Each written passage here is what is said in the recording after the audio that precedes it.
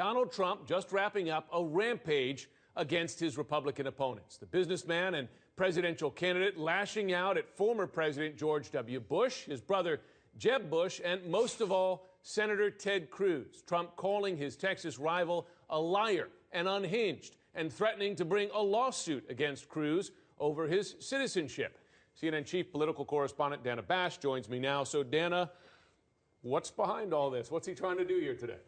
Look, what is going to happen in a couple of hours in South Carolina is what the Jeb Bush campaign tells me, a senior advisor told me earlier today, their best press day, they hope, since he announced on June 15th.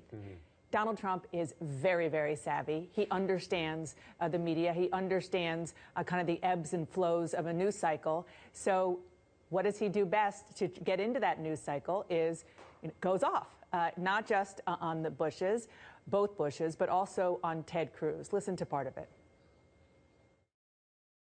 I've heard for years he kept the country safe after 9/11. What does that mean, after? What about during 9/11? I was there. I lost a lot of friends that were killed in that building.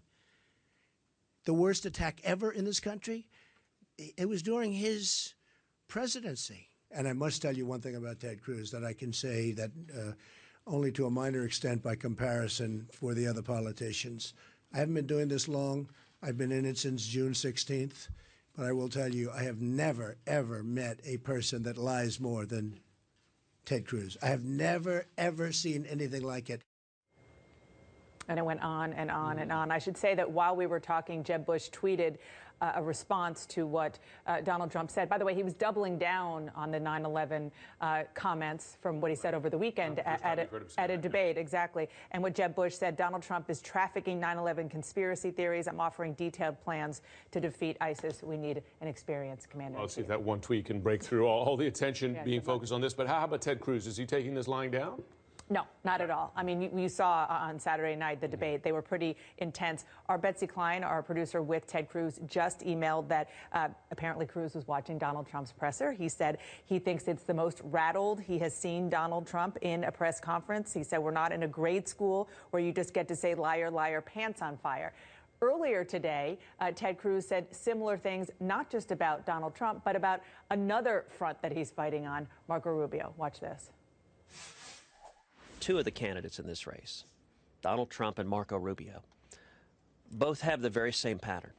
Whenever anyone points out their record, they simply start screaming, liar, liar, liar. It's a very odd dynamic.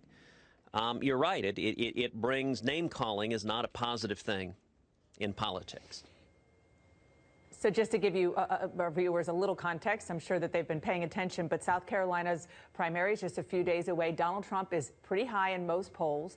Ted Cruz is below him, and below him is Marco Rubio. So what Ted Cruz is trying to do there is trying to pull Donald Trump down, but also trying to keep Marco Rubio down as well. Let me ask you a question, though, on this. And certainly this is about getting attention, and it's a smart campaign move, probably. But there are, I mean, Ted Cruz, in terms of the record, has a point, because Donald Trump's issues, he says, evolved. Others have said changed over time. Donald Trump in the past has said that he's in favor of abortion rights. Now he has changed. In the past, he says he's in favor of an assault weapons ban. Now he says that he has bona fides on the Second Amendment. That's right. In South Carolina, where you have very conservative voters, particularly evangelicals, an issue like abortion, is this a sign that Donald Trump is worried about Ted Cruz's attacks on his positions? Probably, no question, because not only are you seeing Donald Trump do this in this press conference, to your point, Ted Cruz, he was just talking there about how negative everything is. Well, guess what? He and the super PAC that supports him, they're running negative ads. Everybody is. It's not just him,